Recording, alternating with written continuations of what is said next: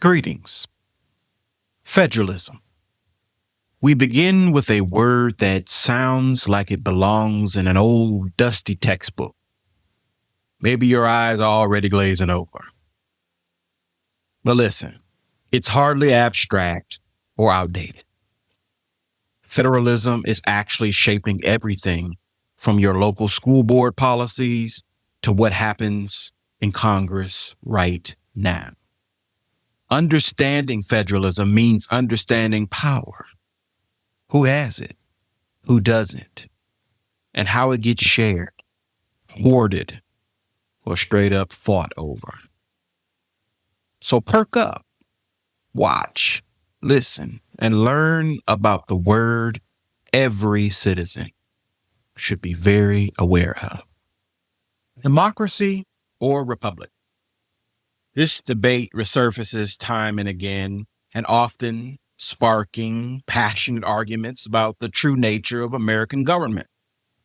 Some insist we're a republic, while others counter this is a democracy. But what do those terms really mean? And why does this distinction matter? When people argue that the United States is a republic, they are emphasizing the role of elected representatives and the rule of law over direct rule by the people. A republic is a system where the people hold power, but they exercise it through representatives who make laws and decisions on their behalf. This is in contrast to a direct democracy, where citizens vote on every issue themselves. Those who say, we're a republic, are often pushing back against the idea of pure majority rule, thinking that it could lead to mob rule or the tyranny of the majority. On the other hand, when people say this is a democracy, they are highlighting the fact that the United States government is based on democratic principles, popular sovereignty, free and fair elections, and the ability of the people to influence government decisions. While the U.S. is not a direct democracy, it operates as a representative democracy, where leaders are chosen through elections and policies are influenced by public opinion and majority rule within a constitutional framework. So what does that make the United States? The best way to describe it is a constitutional democratic republic. It is constitutional because it is governed by a founding document, the U.S. Constitution, which establishes limits on government power and protects individual rights. It is democratic. Oh, and more on the Constitution later. It is democratic because leaders are elected by the people and laws are shaped by majority rule. And it is a republic because government officials are accountable to the people, but are constrained by constitutional principles rather than being subject to direct control by the public. Let me tell you why this distinction matters. Because it affects how laws are made, how government power is checked, and how citizens participate in the political process. Federalism, the division of power between national and state government, exists within this system, adding another layer of complexity to American governance. As we explore federalism, understanding this foundation will help us see how power is shared and tested and shaped by constitutional principles and democratic ideals. Have you ever wondered what the difference is between a democracy and a republic? In this video, we'll dive into the differences between these two forms of government. Democracy comes from the Greek words for people, demos, and rule, kratos. So democracy essentially means rule by the people. Democracy is a form of government that requires that the people be allowed to take part in the government and its political processes. In a pure or direct democracy, all citizens who are eligible to vote take an equal part in the process of directly making laws that govern them. Put simply, In a pure democracy, the majority truly does rule and the minority has little or no power. The term republic comes from the Latin phrase res publica, meaning the public thing. A republic is a form of government in which the social and political affairs of the country are considered a public matter, with representatives of the citizen body holding the power to rule. In a republic, the people elect representatives to make the laws and an executive to enforce those laws. While the majority still rules in the selection of representatives, an official charter lists and protects certain inalienable rights, thus protecting the minority from the political desires of the majority. The first historical example of a democracy can be traced back to around 500 BCE in Athens, Greece. Athenian democracy was a true direct democracy or mobocracy, under which the public voted on every law, with the majority having almost total control over rights and freedoms. The first example of a republic, although it was not a pure republic, appeared around 509 BC in the form of the Roman Republic. While the Roman Republic's constitution was mostly unwritten and enforced by custom, it outlined a system of checks and balances between the different branches of government. So is the United States a republic or a democracy? When the delegates met in 1787 for the United States Constitutional Convention, the difference between the terms republic and democracy were not well defined. At the time, there wasn't a term for a representative form of government created by the people rather than by a king. In addition, American colonists used the terms democracy and republic more or less interchangeably, as remains common today. The United States, however, like most republics, functions as a blended representational democracy, featuring a democracy's political powers of the majority tempered by the republic's system of checks and balances enforced by a constitution that protects the minority from the majority. To say that the United States is strictly a democracy suggests that the minority is completely unprotected from the will of the majority, which is not correct. One feature of a republic that makes it unique is a constitution. A constitution protects the minority from the majority by allowing interpretation and overturning of laws made by elected representatives of the people.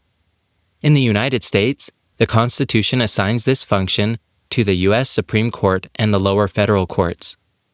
For example, in the 1954 case of Brown v. Board of Education, the Supreme Court declared all state laws establishing separate, racially segregated public schools for black and white students to be unconstitutional. The constitutionally granted power of the judicial branch to overturn laws made by the legislative branch illustrates the unique ability of a republic's rule of law to protect the minority from a pure democracy's rule of the masses. So what does the U.S. Constitution mean to you? No, for real.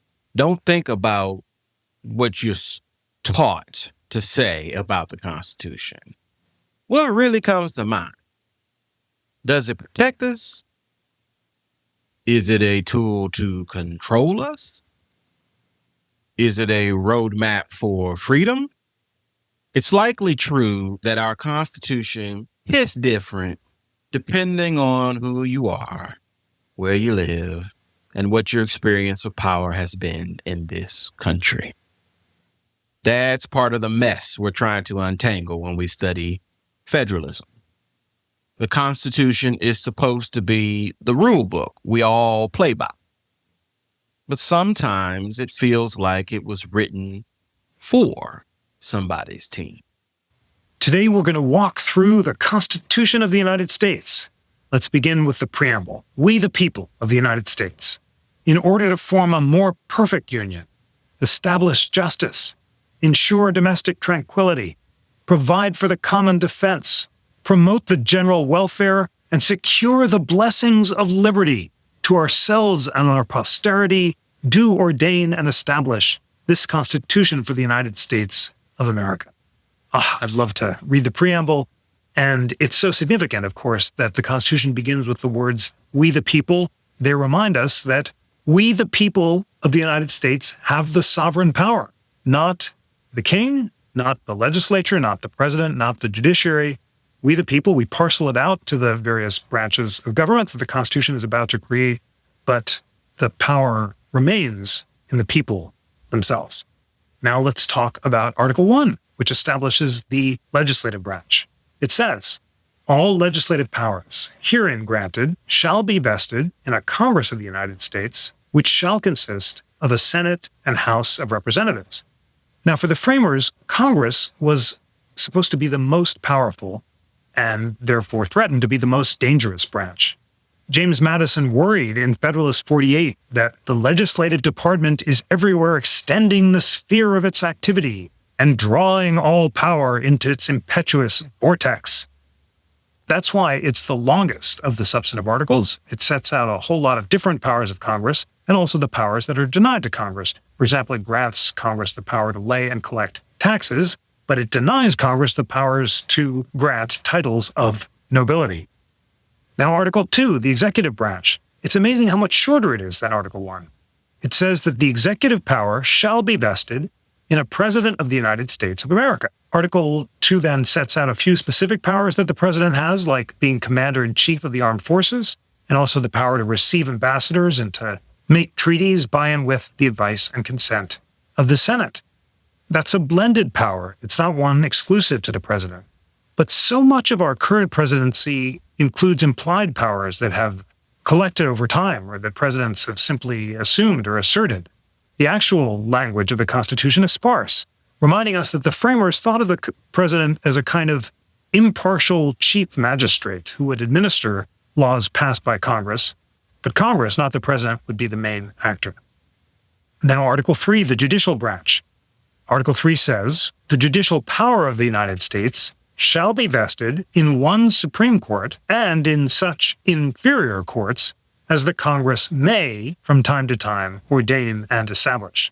So that tells us that the Supreme Court is the head of the judicial branch, but it's only one of the federal courts that have the power to decide questions involving federal law, and that Congress may create those inferior courts, but it doesn't have to.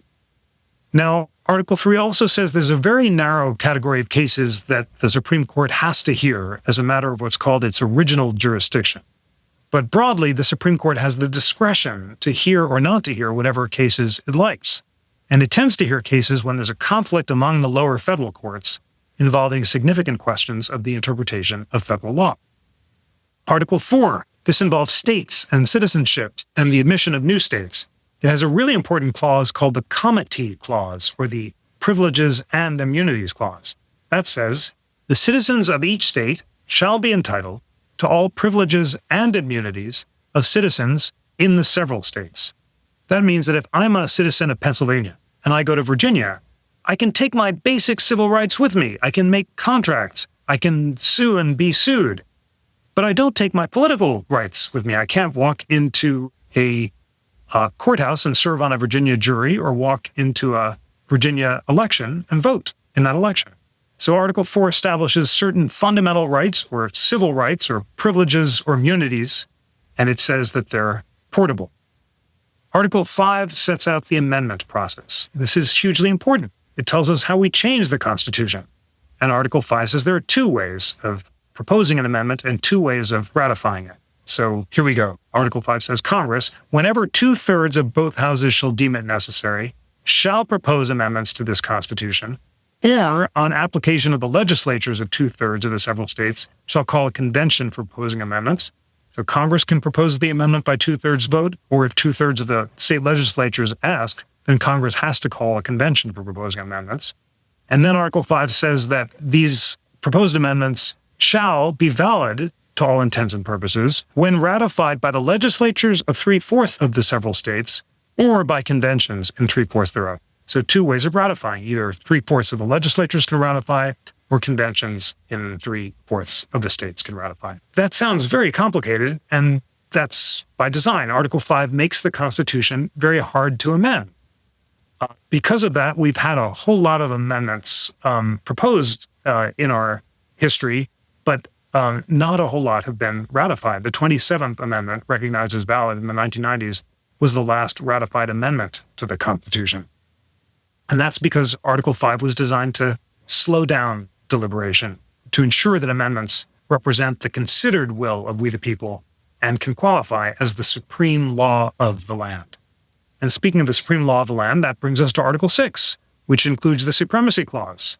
And the Supremacy Clause says, this Constitution and the laws of the United States, which shall be made in pursuance thereof, shall be the supreme law of the land. The Supremacy Clause is hugely important as well, because it means that if a state passes a law that clashes either with the Constitution or with federal law, the Constitution trumps, and federal law trumps. And the Supreme Court derives its power to strike down unconstitutional federal and state laws that clash from the Constitution from the Supremacy Clause itself. Maybe just one quick beat on this power of judicial review, or the power of courts to strike down unconstitutional laws. Alexander Hamilton said in Federalist 78, whenever there's a clash between the will of the people represented by the Constitution and the will of their representatives embodied in ordinary laws, judges should prefer the principle to the agent. In other words, because we, the people, are the sovereign power, as the preamble reminded us, and our will is embodied in the Constitution as the supreme law of the land, as Article 6 reminds us, then our will has to trump the will of our temporary and fallible representatives. And finally, ratification. Article 7 says, ratification of the conventions of 9 states shall be sufficient for the establishment of this Constitution between the states so ratifying the same. That's different than the rule of the Articles of Confederation, which required unanimous consent. And that's why when New Hampshire in 1788 ratified the Constitution, it became the supreme law of the land, even though there were still 4 states that had to ratify, and it took them another year. And now we've talked about all 7 articles of the U.S. Constitution. And we can sum up by saying, what is the Constitution of the United States? It establishes the government of the United States, and it defines its powers and limits. And, as Article 6 says, the Constitution of the United States is the supreme law of the land. So let's back up. Why do we even have this Constitution in the first place? It wasn't just about liberty and justice. It was about fixing a system that was already jacked up. Our nation's first go at government under something called the Articles of Confederation, they just didn't work. The articles were clunky and chaotic and too loose to hold a country together. All right. Maybe not the beginning, but close enough. Right after the revolution, we were trying to figure out how to stay independent without falling apart. So the framers went the safe route and gave most of the power to the states and made the national government weak on purpose. Sounds smart, right? Avoid another King George situation. It was the OG No Kings movement. Except it didn't work. Like, at all. In the U.S., we love our Constitution. But it wasn't always this way. Before the Constitution and government we have today, we had a sort of prototype constitution called the Articles of Confederation, which created a nation of independent states only loosely linked together by a single Congress. The Founding Fathers intentionally designed a nation with a very weak central government. There was no judicial branch, no executive branch, so there was no president, which when you think about it, it makes a lot of sense.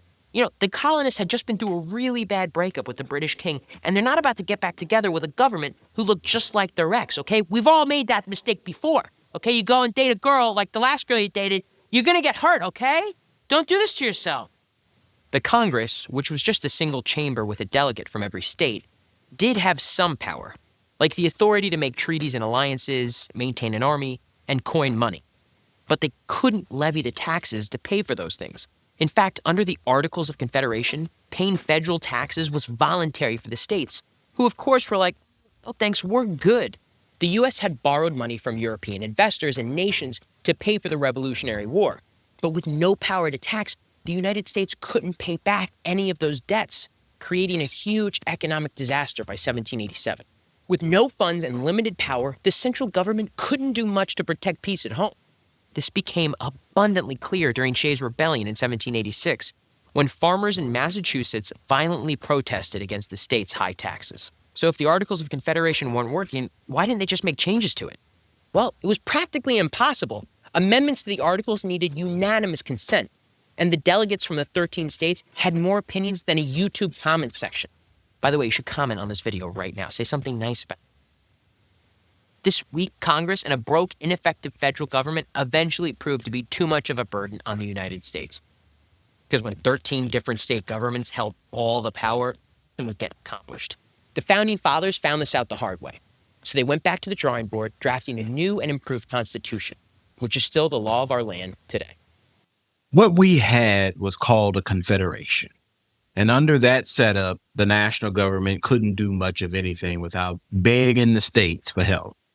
No power to tax, no real military, couldn't regulate trade. Those states were basically doing their own thing. Imagine a bunch of little countries trying to be a team with no coach or rules or referees. They were so scared of repeating the British unitary system where one central government holds all the cards. So they overcorrected and gave the national government almost no cards at all.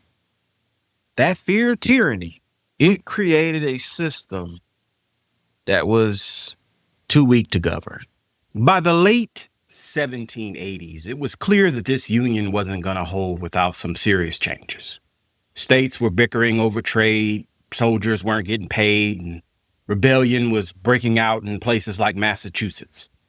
This country was held together with vibes. So in 1787, delegates gathered for the Constitutional Convention. They were supposed to revise the Articles of Confederation. But nah, they scrapped the whole thing. Solid move. The Constitution was ratified in 1788. But the fight over how much power the central government should have versus the states, this never went away. That tension has defined American politics ever since. What do we mean when we say federalism? Federalism is a system where power and authority is divided between two or more levels of government. In our case, that's the national government and the state government. And also we can talk about the local governments as well. They have constitutional authority. They make laws. They tax you. And they often give a good shrug when you say they're doing a bad job. And there's a reason for that, but we'll talk more about that when it's time to get on Congress.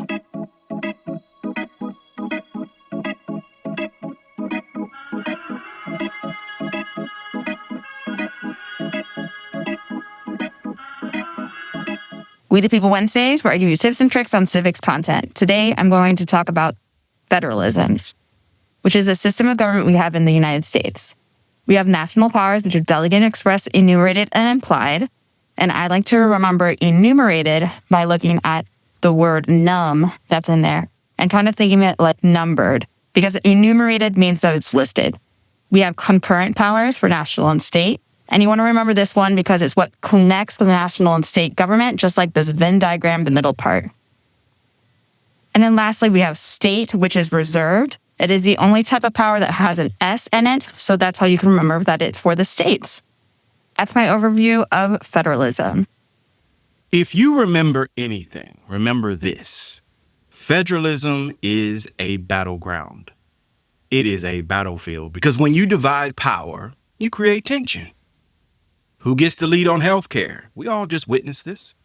On education, on policing, on drug laws. And when one side overreaches, the other side pushes back. That is the design. Federalism is conflict, built in, baked in, on purpose, and that conflict shows up in courtrooms, in classrooms, in Capitol buildings, all across the country, and yes, on your socials.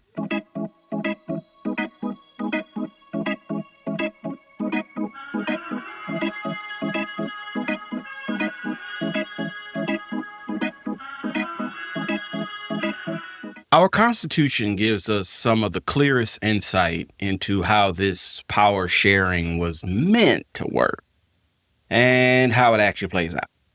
Some powers are given specifically to the federal government. Those are, quote, enumerated powers. Others are reserved for the states. And then you've got powers that are shared.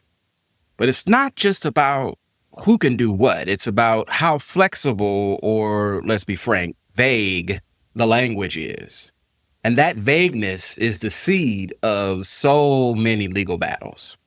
So over the next few slides, we'll break down exactly what the Constitution says and how those words have been pulled, stretched, and weaponized over time. Federalism isn't just one thing. It's evolved over time. We started with what scholars call dual federalism. Think of it like a layered cake.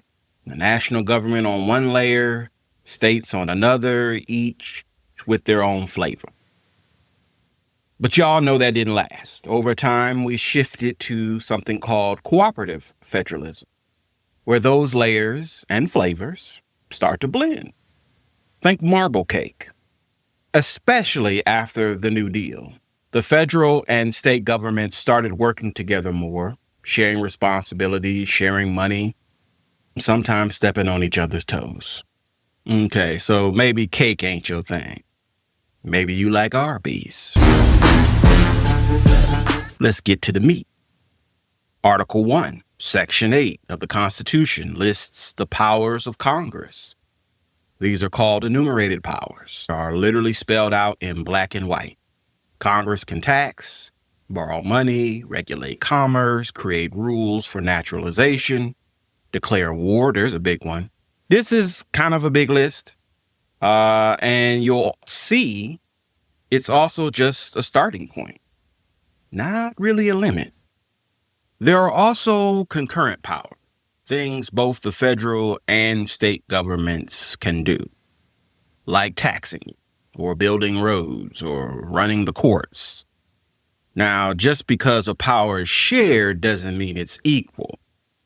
If the feds and the states clash, the Constitution is pretty clear on who wins, but more on that in a minute. This one right here. What's elastic? Imagine wearing sweatpants to Thanksgiving dinner. You start off with good intentions, but by the time you hit the second plate of mac and cheese, you're grateful that the waistband is doing most of the heavy lifting. Same thing here. The elastic clause gives Congress the stretch it needs to handle things the Constitution didn't explicitly list, like, for example, managing air traffic or regulating the internet. That flexibility keeps the government functional and not frozen in 1787. The necessary and proper clause gives Congress the power to make any law it needs to carry out its listed powers. So if regulating commerce means setting up a bank, Congress can do that. If declaring war means creating an air force, even though planes didn't exist in 1787, Congress can do that too. This clause is why federal power keeps stretching. It's not locked in the 18th century. The necessary and proper clause gives Congress what we call implied powers. Powers not spelled out, but assumed. Here you got a big case, McCulloch versus Maryland in 1819. Basically, Maryland tried to tax a federal bank, and the Supreme Court said, nope. Congress has the implied power to create that bank, and states don't get to mess with federal operations. That case set the tone. Federal government is supreme. States can't undermine it. Another biggie is the Commerce Clause. Article 1, Section 8, Clause 3 says Congress can regulate commerce with foreign nations, between the states, and with native tribes. This one has been used to justify a lot of federal action, especially since the 1930s. From civil rights to environmental laws to healthcare regulation, it all comes down to commerce. First big test case was Gibbons versus Ogden in 1824. The Supreme Court said Congress, not states, controls interstate trade. It opened the door for massive federal reach. On one important factor, the Interstate Commerce Clause. Among the power explicitly granted to the federal government in Article 1, Section 8 is the power to regulate commerce among the several states. This is known as the Interstate Commerce Clause. Under the Articles of Confederation, states would frequently place taxes on goods from other states and take additional steps to give themselves an economic advantage. The effect on the overall economy was highly negative. To prevent states from doing this, the framers gave the federal government the authority to regulate commerce between states. However, states retained the authority to regulate intrastate commerce conducted wholly within the border of a state. However, the Constitution does not define the difference between interstate commerce and intrastate commerce. The answer to this question is vitally important. Battles over the meaning of interstate commerce are directly related to battles over federal power. If the Interstate Commerce Clause is interpreted broadly, it permits a wide range of federal regulations. If it is interpreted narrowly, the power of the federal government shrinks. The Supreme Court's interpretation of the clause has varied over time. Generally speaking, before 1937, the court tended to interpret the clause narrowly, favoring state power over federal power. Between 1937 and 1995, the court consistently interpreted the clause broadly. In fact, for almost 60 years, between 1937 and 1995, the court overturned only one federal law because it exceeded congressional authority under the Commerce Clause. Perhaps the most striking example of the court's broad interpretation of the Interstate Commerce Clause during this period was the case of Wickard v. Filburn, decided in 1942. In order to stabilize the price of wheat, Congress passed the Agricultural Adjustment Act, which established limits on the amount of wheat per acre that farmers were legally permitted to grow. Roscoe Filburn was a small farmer who grew more wheat than the law allowed. He claimed that the law could not constitutionally apply to him, because he only grew the wheat to feed to his own pigs. Since the wheat never crossed state lines, and never even left his own property, he was not involved in interstate commerce. Supreme Court rejected this argument in a unanimous decision. The court reasoned that every pound of wheat that Filburn fed to his pigs was 1 pound of wheat that was not purchased in interstate commerce. And although Filburn's effect on interstate commerce was small and indirect, the cumulative effect of millions of farmers doing the same thing would be substantial. Congress therefore had the right to regulate even wheat production for personal use. The court was very consistent in its support of federal power from 1937 to 1995. But the court entered a new era of federalism jurisprudence in 1995 when it decided the case of U.S. v. Lopez. In order to help combat gun violence in schools, Congress passed the Gun-Free School Zone Act of 1990.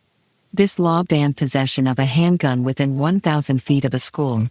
After being convicted of violating the law, Alfonso Lopez challenged it before the Supreme Court, arguing that it exceeded federal authority under the Commerce Clause.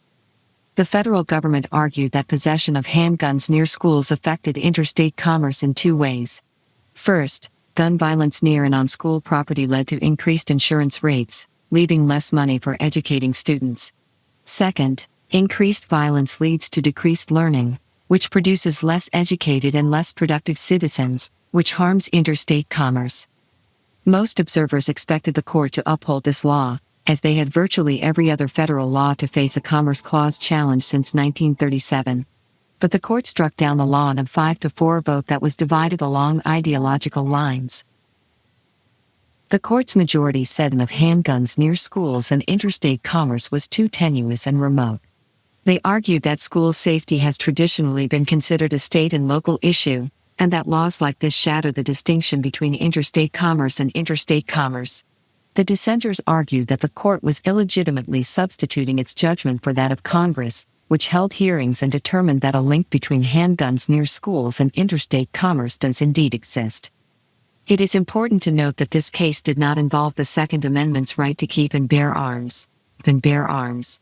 The court held that Congress could not pass this particular legislation because it had an insufficient connection with interstate commerce. As a result, there was no need to consider the Second Amendment. This case new era in which the court became much more willing to strike down federal laws as exceeding congressional authority under the Commerce Clause. However, the court's record in this period has been mixed. because it has also upheld several laws in which the link with interstate commerce was more clear. For example, the court upheld a law forbidding states from selling driver's license information to private companies.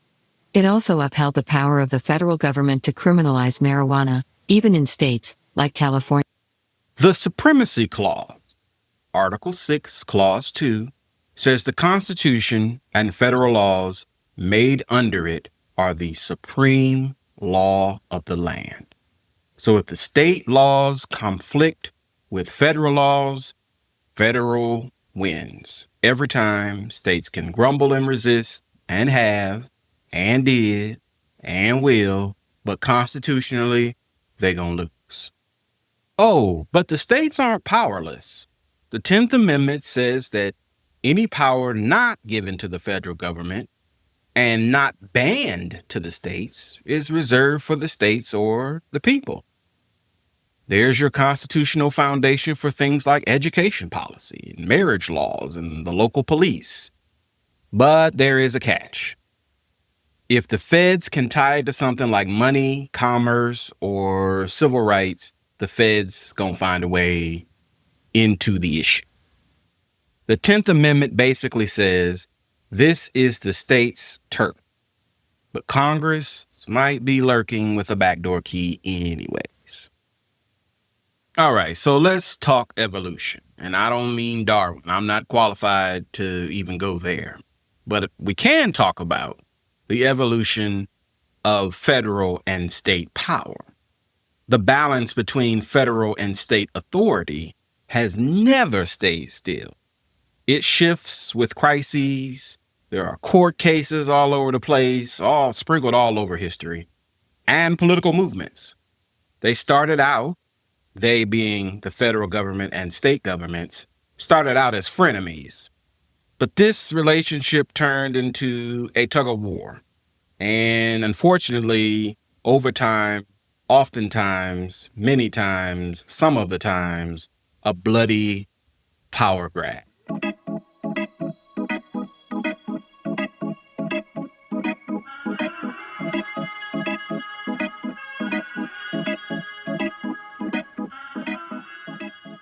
The 16th Amendment gave the federal government the power to collect income taxes. Listen, y'all, that changed everything because now Washington had money, and with money comes power. Welcome to fiscal federalism, when the feds give states money, but there are strings attached to that money, and sometimes those strings are more like chains. For example, the feds might say, sure, we'll fund your highways, but only if you set the drinking age to 21. States can technically say no, but can they afford to do that? Have you guys ever wondered why the legal drinking age is 21? Well, the answer to that question is because Congress passed the National Minimum Drinking Age Act of 1984. Basically, what that means is the law says if you as a state want our federal money that you're entitled to for your roads and your transportation systems, then you will raise your minimum drinking age to 21 years of age. Now, believe it or not, some states actually refuse to comply with the request. But by 1988, every state would eventually submit to the change because, of course, they wanted that federal money and they set the minimum legal drinking age to 21. Well, that's today's fun fact. I hope you enjoyed it, and I hope you guys continue to drink responsibly. Fast forward the Great Depression. People were starving. Banks were collapsing. States were absolutely overwhelmed. FDR and the New Deal was the moment the federal government went from referee to quarterback. It started running programs, creating jobs, ensuring people's bank accounts, building infrastructure.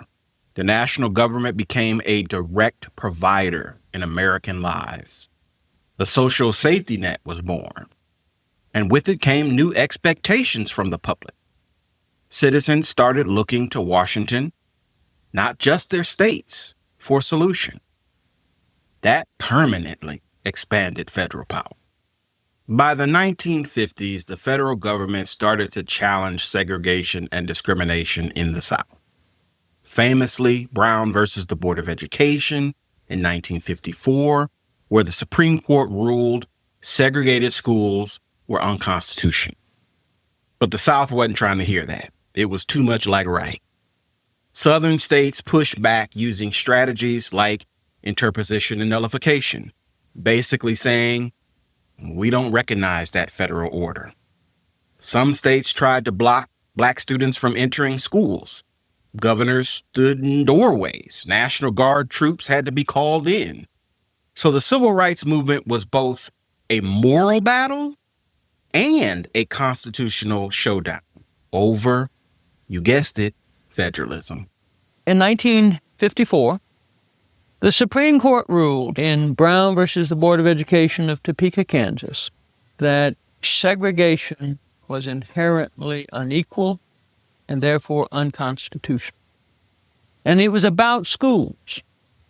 But everyone knew that what it really was about was that the whole system of segregation that included voting, included public accommodations, it included every aspect of life, that whole system of segregation that the South had established was now considered unlawful, unconstitutional.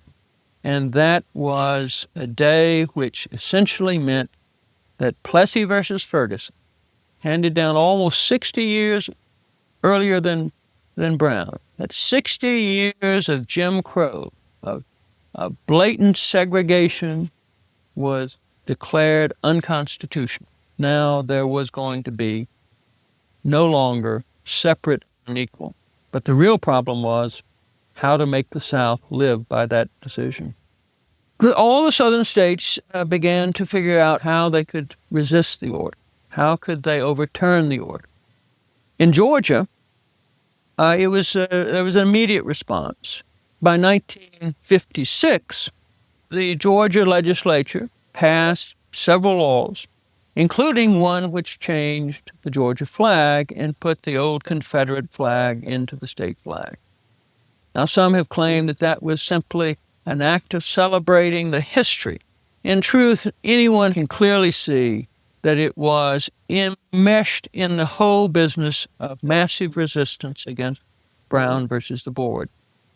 The legislature in that session, when they passed the change in the flag, also passed laws getting ready to dismantle public education.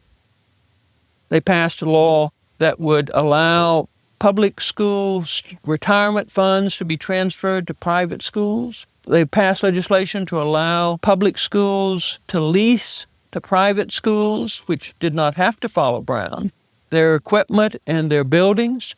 1956 legislature primarily did nothing but get ready to establish the mechanisms by which to resist Brown versus the Board of Education. By 1959, the NAACP Legal Defense Fund had challenged the resistance to segregation in the courts and had gotten a federal court order from Judge Frank Hooper that the Atlanta schools would have to be desegregated. Immediately, the Governor Vanderveer, he set up a commission which was to study what to do, how to resist, and how to handle this fact of a federal court order ordering a specific integration of the first schools in Georgia. Governor Vanderveer appointed a lawyer and a businessman by the name of John Sibley as chair of this commission that was to study the question. Sibley Commission prepared a report that essentially said that we should not close the public schools of Georgia to avoid integration. And it listed a dozen ways in which to frustrate integration. So as a result, the Sibley Commission's recommendations were used to assure that desegregation would occur very slowly across Georgia.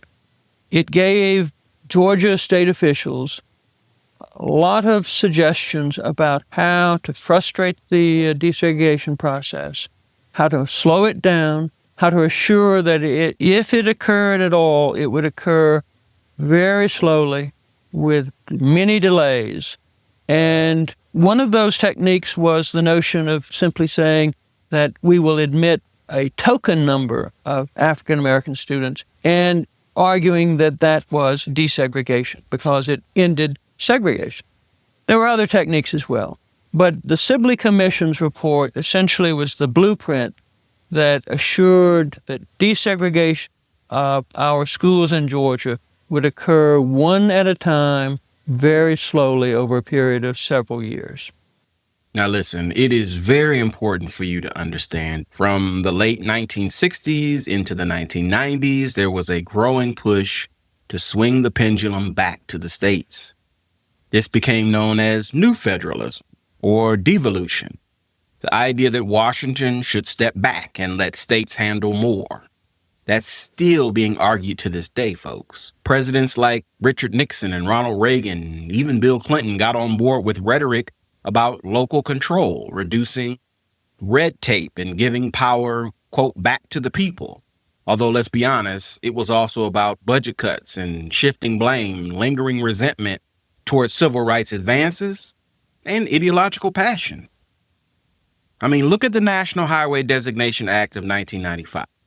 It removed federal speed limit controls. States could now decide their own limits again.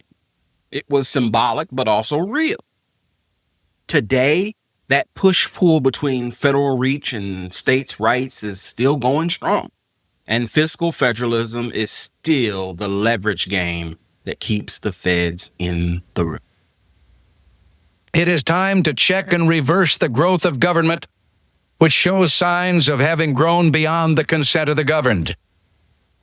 It is my intention to curb the size and influence of the federal establishment and to demand recognition of the distinction between the powers granted to the federal government and those reserved to the states or to the people.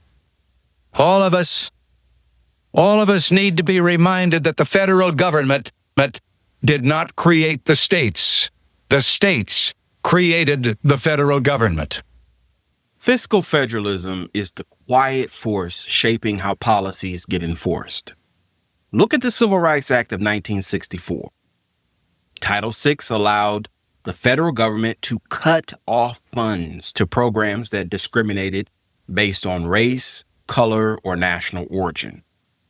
Official discrimination was putting your entire school district's lunch program or bus service on the chopping block. Then there's the Elementary and Secondary Education Act of 1965. It withheld funding from segregated school districts.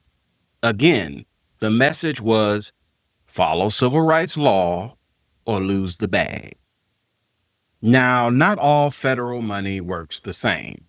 Sometimes it's a block grant, like here's some money for childcare. Do what you want within reason. Sometimes it's a categorical grant, like here's money for highways, but you better build it exactly how we said. The strings vary, but they're always there. All parents want what's best for their children, yet too many families can't afford to pay what it costs to provide the care they need. Thankfully, the Child Care and Development Block Grant Program gives low-income families a chance to support their children's healthy development while they work or attend school. CCDBG is a federal program that provides funding to states to use with their own child care support programs for low-income families. Today, states have the flexibility to use a combination of state and federal funds to implement high-quality child care systems that work best for the families they serve. Interstate and Defense Highways Act of 1956. In 1956, there were 65 million cars on American highways, with a forecast of 90 million by 1975. Clearly, it was time for national action. Congress responded by passing the National Interstate and Defense Highways Act, which President Dwight D. Eisenhower signed into law on June 29, 1956, kicking off what would become the largest public works project in American history up to its time. The act provided a staggering sum of $51 billion to be spent by the states to build the interstate highway system by 1971, putting in place a 41,000-mile highway system that would change the nation's core freight transportation system, from rail-based to truck-based, while allowing Americans the freedom to wander the country like never before. Once the economic hardships of World War II had ended, the United States enjoyed a period of economic prosperity that spanned the 1950s and 60s, which allowed Congress to fund the interstate highway system by diverting defense funding into building highways, thinly rationalized as a vital link between Air Force bases scattered around the country. 90% of interstate construction cost was funded by the federal government, while each state was required to pony up the remaining 10% through new taxes on fuel, automobiles, trucks, and tires. Comprised of a system of controlled access highways, even-numbered interstates travel east to west, with lower-numbered interstates traversing the southern and southwestern states, while the higher-numbered highways traverse the northern states of the country. Odd-numbered interstates travel north to south, with the lower-numbered interstates on the west coast, while the higher-numbered interstates traverse the east coast. Today, the American interstate highway system has grown only slightly since its first conception, providing a total of 46,876 miles for citizens and visitors alike to wander the American landscape. All right, scenario time. Imagine you're the governor of Texas. The federal government is offering $800 million for K through 12 education. Now that sounds pretty good, but you have to adopt a national curriculum that includes racial equity, immigration, gender identity, and climate change. You got to lift book bans that are considered discriminatory. You got to certify teachers through a federally approved process. You got to collect and report disparities in your education outcomes, and you need to submit to federal audit. This, folks, is fiscal federalism in real time. Okay, but here are the stakes. Rural schools are closing. Urban districts are packed. Local school boards are threatening to sue. You got conservative talk shows calling this offer Washington blackmail. But parents across political lines, across the ideological spectrum, they just want the schools fixed. You have three options, Governor. Take the money, fund your schools, hire more teachers, improve outcomes. But you're going to take heat. You're going to have political backlash. Accusations will be flown about you selling out Texas values. Or option number two, you can refuse the grant. You can protect state autonomy. You can score those political points, but your schools will stay underfunded and voters may come for you for that reason. Or option number three, you can publicly challenge the terms. You can call out the strings, try to negotiate with the feds. But time, remember, is short, and the kids still need books and teachers. This is federalism. This is the dilemma of federalism. Money, values, power, it's all tangled up. So what you gonna do? Bad boys, what you gonna do? What you gonna do when they come? Let's talk about some current fights, because federalism is playing out in real time. Think abortion laws, for example. Some states want to prosecute people for seeking abortions across state lines. Or marijuana. It's legal in some states, banned federally. So is it legal or illegal? Depends on who you ask. Then there's immigration. There are cities that declare themselves sanctuaries, while ICE tries to operate anyway. These are ongoing, enduring fights that ultimately are about federalism. Just 24 hours ago, the controversial Idaho abortion trafficking bill was signed into law. And under this new law, anyone who helps a pregnant minor get a legal abortion in a different state without their parents' consent could face jail time. The bill is raising a lot of concerns among lawmakers in neighboring states like Washington, where abortion care does remain legal. KREM 2's Kyle Simchuk spoke with a legal expert who says portions of the law could apply to providers also here in Washington state. Kyle? Well, Whitney, the law says the father and family of the preborn child can sue medical professionals who perform an abortion in violation of the law. The question is, could they also go after providers in states like Washington where minors don't need a parent's permission? In less than a month, Idaho's abortion trafficking bill goes into effect. That means any person who helps a minor get an abortion or abortion medication without their parents' consent could be charged with a felony and spend 2 to 5 years in prison. If a minor herself transports herself over to Washington to obtain an abortion, I do not believe under the general constitutional principles of federalism that Idaho can hold a Washington abortion provider accountable for that. Wayne Unger is a visiting assistant law professor at Gonzaga University. He says Idaho is the first state in the country to pass such a law, which Unger says could also apply to out-of-state friends or relatives who travel to Idaho. So if somebody goes into the state and then transports that minor out of state, then by the text of the bill, I think the answer to that is yes. That person can be held criminally liable as well as civilly liable. The law also includes civil causes of action. It states the father and family of the preborn baby can sue medical professionals who knowingly perform an abortion in violation of the law. The question is, would that apply to out-of-state providers where the procedure is still legal? Unger says that question could have a chilling effect. Certainly a family member of the unborn child could try to file an action in the state of Idaho against an out-of-state provider, such as a medical professional in the state of Washington. The question there will be a legal question as far as whether an Idaho court can issue an order against that out-of-stater and whether that order would be enforceable. In Spokane, Kyle Simchuk, KREM 2 News.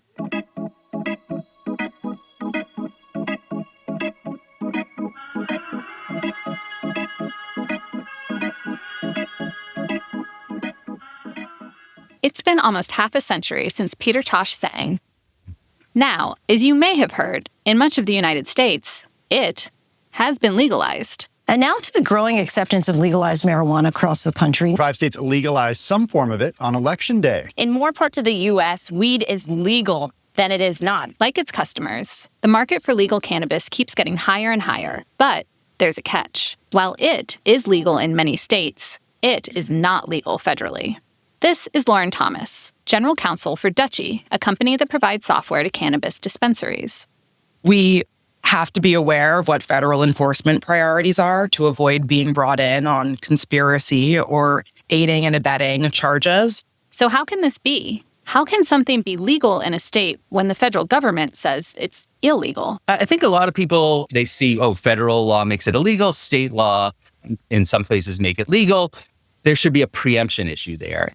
Jay Wexler is a legal scholar who teaches cannabis law at Boston University. And preemption is a legal doctrine that comes into play when a federal law conflicts with a state law. Article 6 of the Constitution says that federal law is the supreme law of the land, which means that if you have the federal law and the state law and they conflict, and you can't do both at the same time, the state law falls away and the federal law is the one that governs. But Wexler says that when it comes to cannabis, preemption is not the legal doctrine we should be paying attention to. And that is because of this other quirky provision of the Constitution known as the 10th Amendment, which the Supreme Court has basically interpreted to say that the federal government cannot require states to do certain things or force them, or the legal doctrinal word that we use is commandeer the state. This means that the federal government can't force states to arrest cannabis users and sellers who comply with their state laws. But they also can't block the federal government from enforcing its laws either.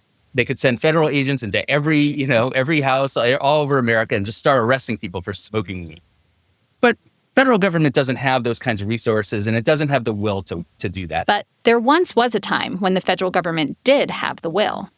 America's public enemy number one in the United States is drug abuse. In 1970, President Nixon signed the Controlled Substances Act. The act divided a list of drugs into 5 categories, or schedules, based on their potential for abuse and medicinal value. Drugs in Schedule 1 were made illegal for all purposes. Category 1 is the most dangerous drugs, and that's where marijuana is, like right next to heroin. To justify this decision, President Nixon hired a group of doctors and legal experts known as the Schaefer Commission to study the dangers of marijuana. But when they found that marijuana was not as detrimental to health as assumed, Nixon ignored their report. Instead, he placed marijuana at the forefront of a war on drugs that would last decades. The enforcement of these laws have absolutely disproportionately impacted communities of color and continue to do so to this day. The federal government was uncompromising when it came to marijuana criminalization. But states? Well, states were more like Peter Tosh. They saw things differently. In the wake of the Schaefer report, which said marijuana is not really dangerous, a number of states, led by Oregon, decriminalized marijuana, which means if somebody's caught with marijuana or using small amounts of marijuana, they get like they would have gotten a traffic ticket kind of thing, like a civil infraction. California led the way to legalizing medical marijuana in 1996. And Colorado and Washington were the first to legalize recreational marijuana use in 2012. State law is only preempted by the CSA if it is physically impossible to comply with both state and federal law. States, knowing this, have carefully crafted their medical and recreational marijuana laws. With their carefully crafted laws and the 10th Amendment on their side, remember what Professor Wexler said about commandeering the state? States were able to legalize marijuana and avoid federal preemption. When people hear, oh, preemption is not a problem, they might think, oh, okay, so then the federal government's not really important when it comes to state marijuana businesses or state marijuana use. And that's not true, because lots of our daily activities and the activities of businesses are regulated by federal law. Because most banks are federally licensed, they are very hesitant to support even non-touching businesses like Dutchies because they don't know when federal enforcement could prevent them from continuing to service the industry. Without access to banks, cannabis companies operate largely on cash and are unable to access basic financial services such as loans. And then there are taxes. The federal tax code has a provision 280E, which you say 280E to any marijuana lawyer or any marijuana business person and they go, ah, I hate that thing, right? Because what 280E does is it says that drug traffickers, which includes, for federal law purposes, marijuana businesses, cannot deduct the ordinary business expenses that a typical business can deduct. This includes salaries, rent, software costs. They can only deduct the costs of goods sold. Banking and tax are maybe the biggest issues, but there are all sorts of other areas which are important too. Cannabis companies cannot take advantage of federal bankruptcy law if they go bankrupt, which many of them do. The U.S. Patent and Trademark Office will not grant trademarks to companies that are doing illegal things. Most technology businesses rely a lot on H-1B visas to bring in incredible engineering and technical talent from around the world. From the federal government perspective, coming to the states to work on cannabis is the same as coming to the states to sell heroin. Despite the complex matrix of laws under which cannabis has been legalized, the industry continues to grow. And there are some signs that things may eventually change at the federal level, including a push to allow cannabis companies to access banking services and to be taxed like other businesses. A $17 billion industry that doesn't have access to financial services. It's an invitation to money laundering, to theft, to tax evasion. In addition, a lot of federal legislation is aimed at providing more support for people of color, potentially requiring states to reconsider the convictions or expunge the records of people who had previously been convicted of marijuana-related crimes. I think that's an essential part of the restorative justice that needs to take place. Eventually, the federal government will stop this craziness and will take marijuana Schedule 1. And maybe, just maybe, a plea from a 1976 reggae song will finally be met.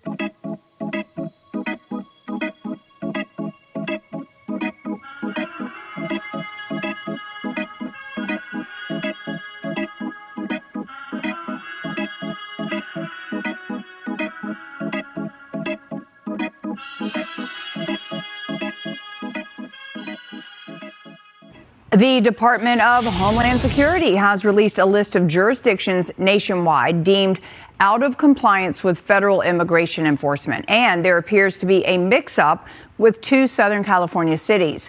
Orange County Bureau Chief Chip Yost is live in Huntington Beach with some details for us. Little confusing here, Chip. Yeah, hey there. Yes, this list has a lot of people scratching their heads. What we're talking about is last month, President Trump issued an executive order where he ordered a list be made of sanctuary jurisdictions throughout the United States. That is, jurisdictions that are refusing to cooperate with federal immigration officers. Here's a look. That list was actually put out last night. California, of course, is a sanctuary state. A lot of its cities and counties are on the list. But one city that made the list in particular is raising a lot of questions. That is Huntington Beach. That's because Huntington Beach earlier this year, actually the city council voted to declare itself a non-sanctuary city. Its council is famously supportive of President Trump. In fact, let's show you some video from a council meeting earlier this year. You see the mayor has a bust of President Trump on the dais with him. All the council members support the president. We've talked to the mayor and he says he actually supports this executive order. And what the executive order does is if you end up on that list, that sanctuary jurisdiction list, you could risk losing federal funds. It's basically a threat from the president to get him compliance with his immigration program or risk losing federal funds. The mayor here says he actually supports that, but he does not support his city being on that list. Here's more from the mayor. It's negligence. Somebody put out a report from the government. It's sad to me because, government already has a bum rap, or now it's earned. I mean, it's an earned rap of being inefficient. And somewhere, somehow, that report came out nationally listing these. And I don't know how that happens.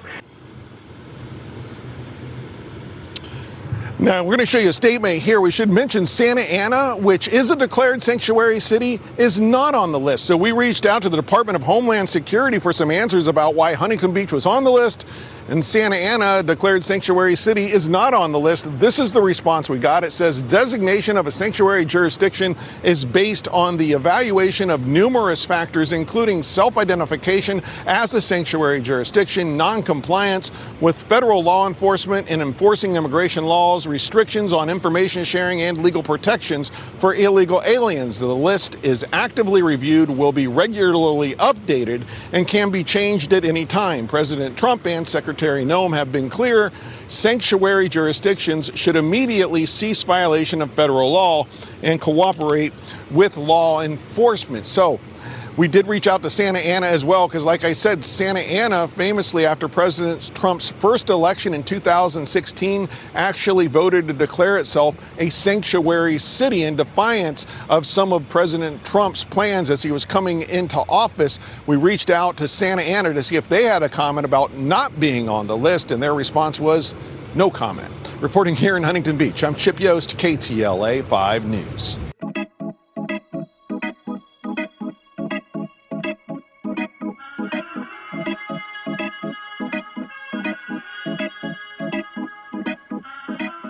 So think about it. Should a state like Idaho be able to criminalize actions someone takes in California? Can states legalize marijuana if federal law says otherwise? What happens to the Supremacy Clause? Can cities lose funding for defying federal immigration enforcement? These aren't just legal hypothetical. These are front page issues right now. And they go straight to the heart of what federalism means in practice.